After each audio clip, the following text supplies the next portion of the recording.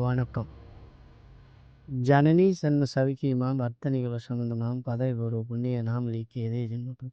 ஹரியோம் நம பகவதே காளி பத்ரகாளி ராராவாவ அட்டம் பேதம் குறுக்கம்பட்டு சிவாய்.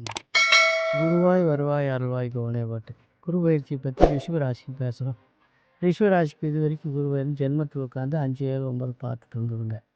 ஜென்ம ராமர்வனத்தில் சீதையை சிறை வைத்ததும் விஸ்வனார் ஒரு பக்கம் திருவோட்டில் இறந்து வந்தும் வாலி பட்டம் வந்து போக முடியாதெல்லாம் ஆயிரங்கள் மாதிரி புளிப்பாஞ்சியில் பாட்டு. ஆனால் உட்கார்ந்த இடத்த மட்டும் கெடுத்து போடுமா தவிர பார்க்குற இடமெல்லாம் யோகத்தை செய்யுங்கள். 5ஆம் இடம்ன்றது பூர்வ புண்ணியம். அதிகம் வயசுக்கு தகுந்த மாதிரி பூர்வ புண்ணியத்தில் நல்ல பலன்கள் நடக்கிறது. 7ஆம்ங்கிறது கலஸ்தரத்தானம், 9ஆங்கிறது பாக்கியஸ்தானம். இந்த 5, 7, 9 பார்க்கும்போது என்னென்னா 5, 7, 9 எல்லாமே யோகத்தை செய்யக்கூடிய வைப்பு. ரிஷபராசி பொறுத்த வரைக்கும் அதாவது குரு வந்து அசர குரு. ரியலாகவே அது அசர குரு வீட்டுக்கு சுபகுரு வந்து ராசியில் உட்காந்து 5, 7, 9 பார்க்குறது ஒரு விசேஷம். உட்காந்துருக்கிற இடத்துக்கு எடுத்து போடுங்கிறது ஒரு விஷயம்.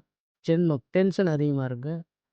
ஒரு விஷயத்த 2ஆக திங்க் பண்ணி ஒரு முடிவு எடுக்க முடியாமல் அவ்வளோ நிலையில் இருப்பாங்க. இதுக்கு வந்து திசாபுத்திகள் அதாவது அவங்களுக்கு யோகமான திசையாக இருந்ததுன்னு வச்சுங்க, இது எல்லாமே நம்மளுக்கு பாசிட்டிவாக நடக்கும்.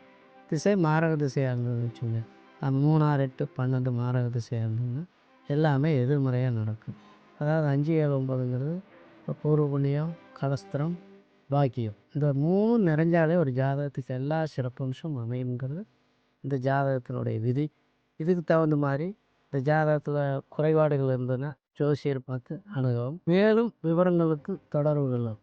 நன்றி, வணக்கம்.